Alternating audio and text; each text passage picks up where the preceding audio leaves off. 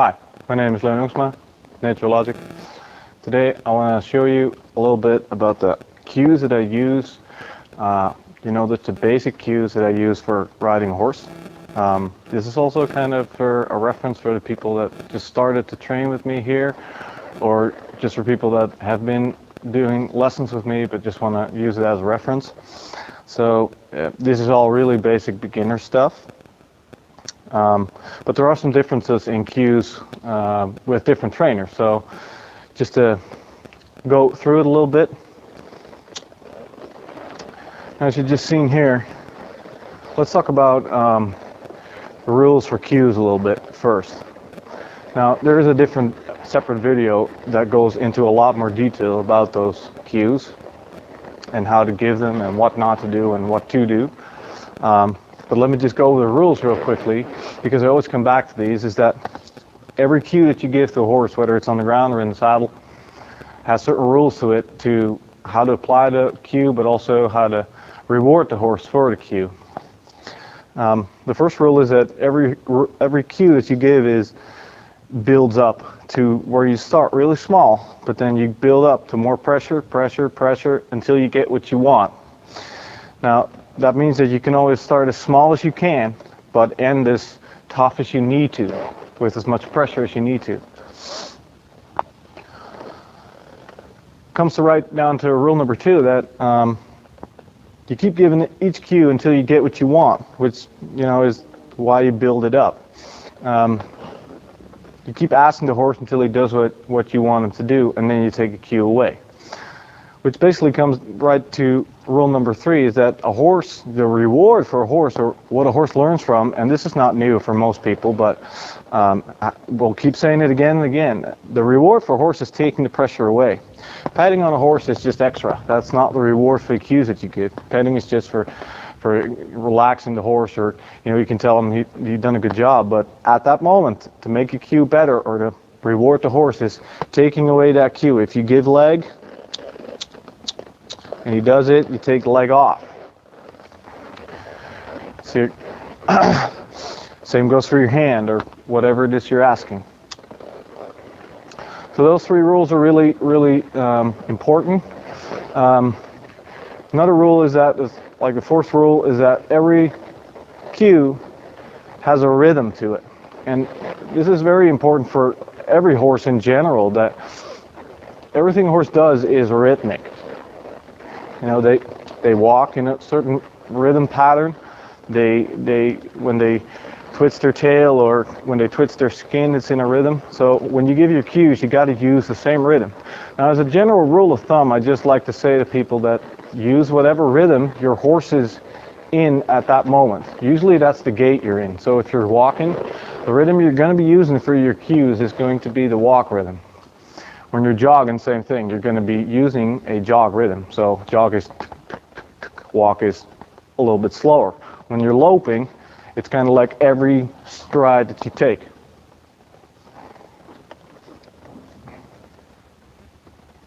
Okay, let me just show you that in practice a little bit. So pressure, he gives, I release. When I pull his head this way, pressure.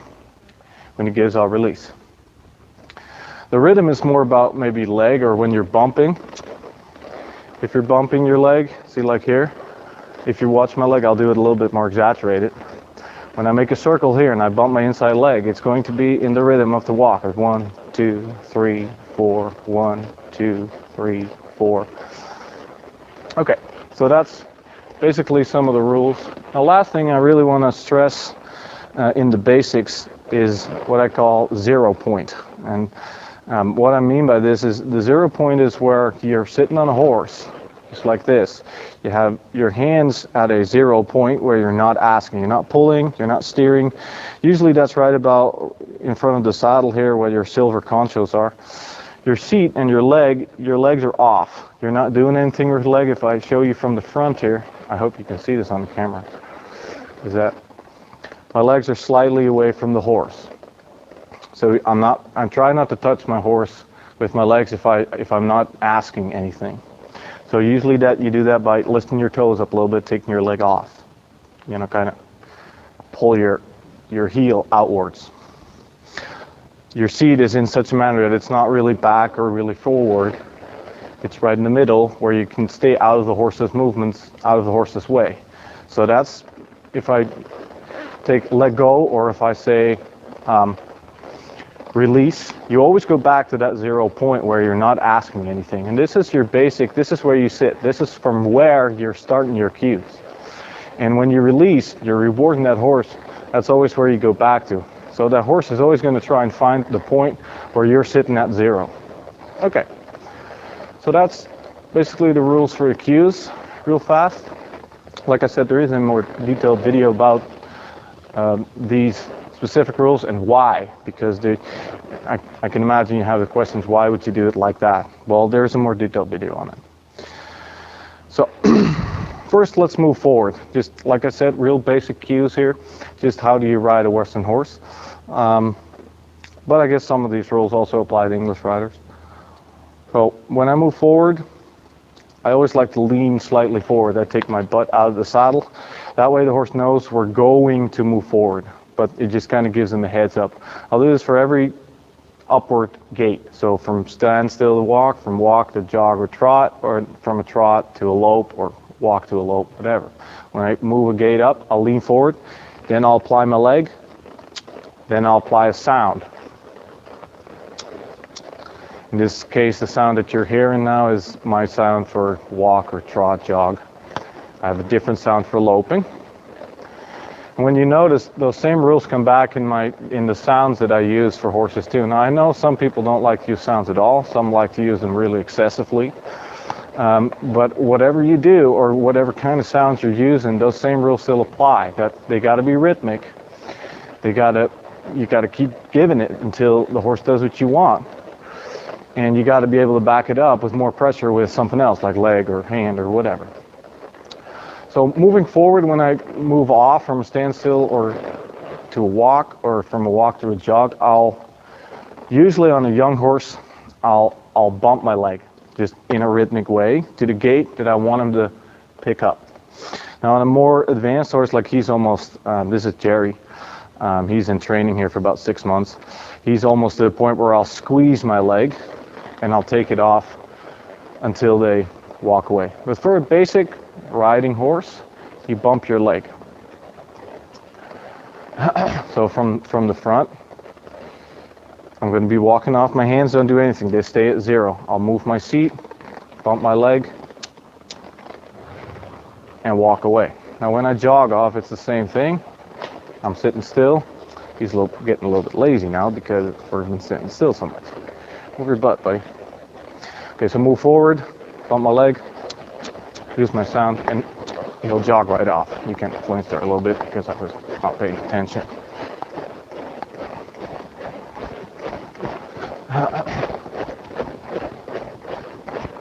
So one more time, from the other side a little bit. Jogging or jogging off, sit forward until he trots off. If he trots, I'll stand up and down.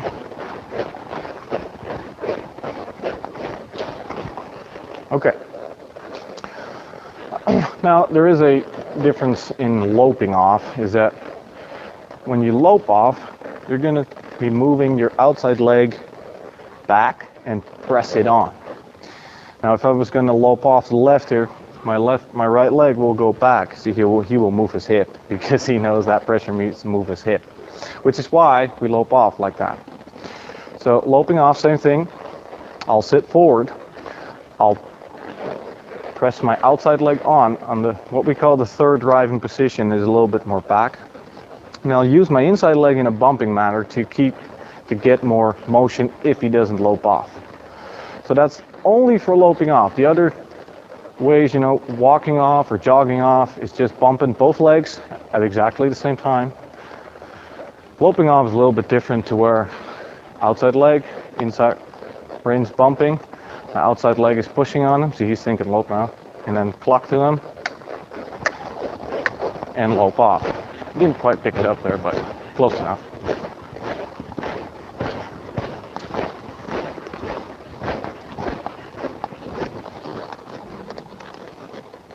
Okay, that's moving forward. Now, one of the things I found that when I sit forward a little bit, not every trainer does that, so I just like to emphasize that that's my cue for, giving them permission to walk off. Next thing is going to be slowing down. Slowing down is sitting back. Take some more pressure to the pockets of your jeans and kind of taking your legs away to the side. If I show you from the front here, I'll just take my legs away like that. Now when I do that on him, he'll back up. But we'll get to the back up later. But taking your legs away puts more pressure on the stirrups and on the saddle, and they'll feel that as brakes. So when you're jogging, you want to make a transition down to the walk. You lean back a little bit, tilt your pelvis, sit down on the pockets of your jeans, and then take your legs slightly off. Because you're sitting back a little bit, and when they come back, you don't want to be falling forward. Because you're sitting back a little bit, you can catch the motion, the forward motion. So even when I want to stop from a walk, if I just sit down and take my legs away, see, he will stop right there. Now, if a horse doesn't slow down then or stop, then the third thing you would do is pick up your reins and kind of pull them towards your hips. Your hips are right about here. Let me show you that from jog.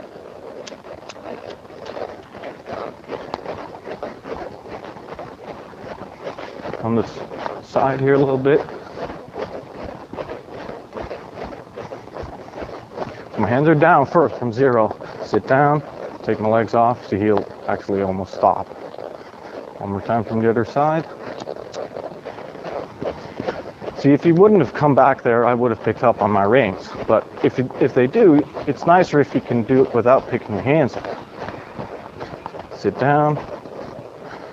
And I'm trying to do it a little bit exaggerated, but I don't know if you can see it that clearly on the video. Same thing for a lope. On a lope, you got to be sitting down a little bit more because they're going to come back quite fast. And I like when my horses come back hard a little bit. The transition's got to be smooth, but they do have to really break, which is a little bit different than an English horse, of course. But the cues may be the same. So that's slowing down, is sitting down, taking your legs off. If he doesn't, pick your hands up and pull a little bit. Okay, so real basic, slowing down. So we got forward, we got slowing down, now we got steering. Now one of the really key features in a Western horse is that we can steer with one hand. So how do we do that? We do that by steering on what we call the neck rein. Now neck rein is just the English word for putting the rein on his neck. What we mean by that is literally put it on. Now as you see when I do that, he immediately steers by moving his shoulder away from it.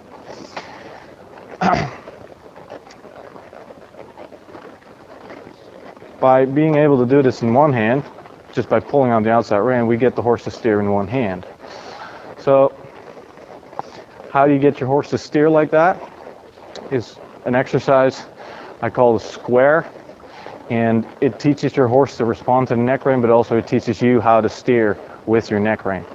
For now, for this video, look, there's going to be a different video. There is a different video on doing the square. It's a very separate exercise with more explanation, but for this video, it's enough to know that when you're going to steer, you look where you want to go, you pick a point on the ground, and that's where you're going to be riding over. And then when you pick your point, you're going to be staring at that, and then you're going to take your outside hand and put it like this on the neck of the horse until he steers. And then again, when he steers, you take it off. You don't keep steering. When there's a sharper turn, it's like steer, steer, steer. When I show you a little bit closer here, how I put the rein on is like when I'm going to be turning left here, look that way and put the rein on and see he'll move away.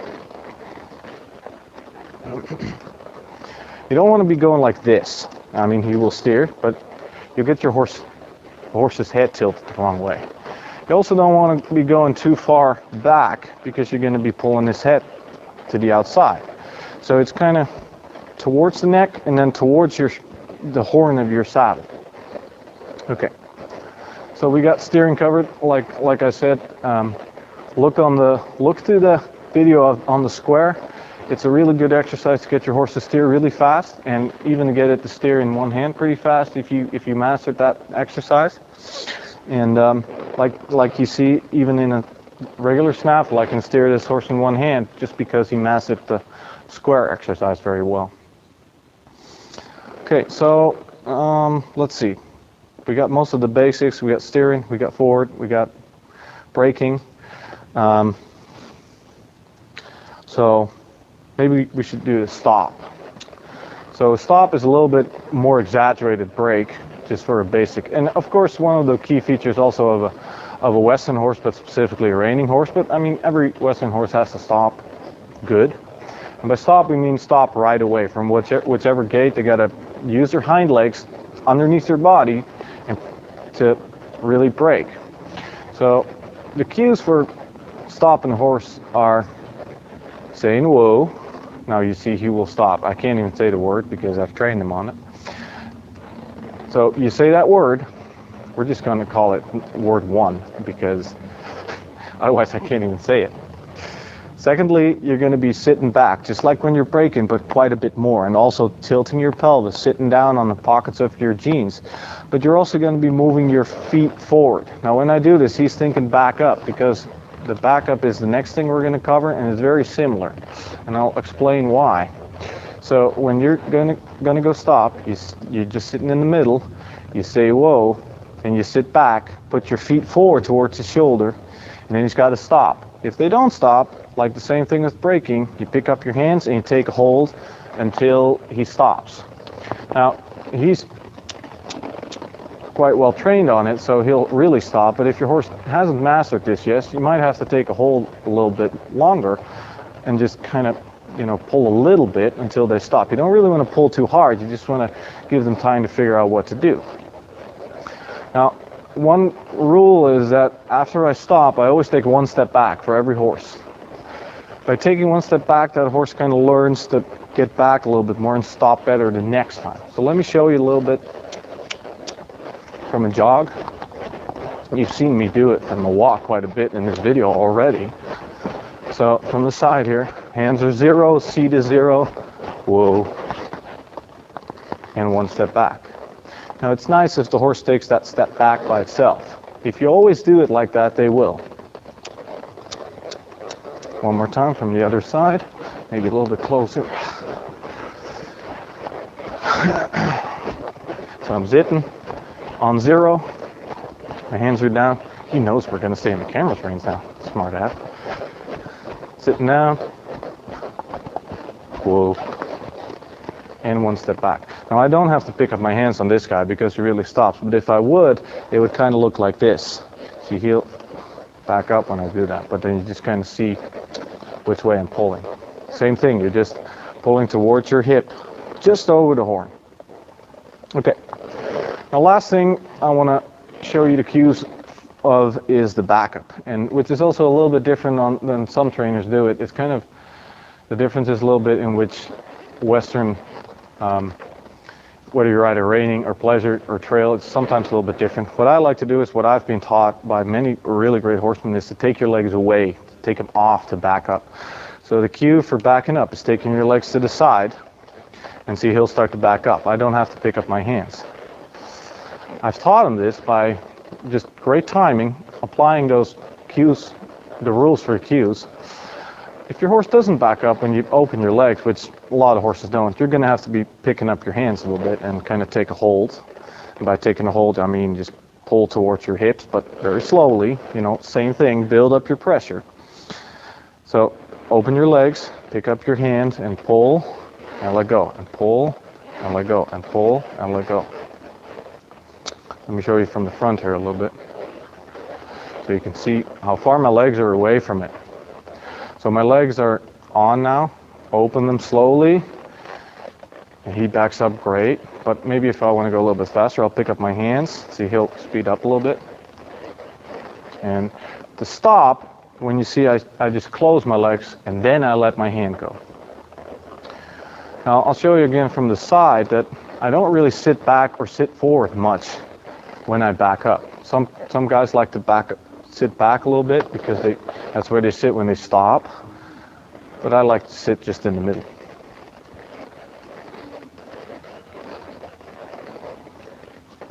Especially on young horses, if you sit back too much, or a horse that doesn't back up quite as well, you're going to be putting too much pressure right here in the back of their back, and it's going to be harder for them to back up. Actually, if you sit too far forward, you're not going to be able to, apply pressure to the bit in a steady way.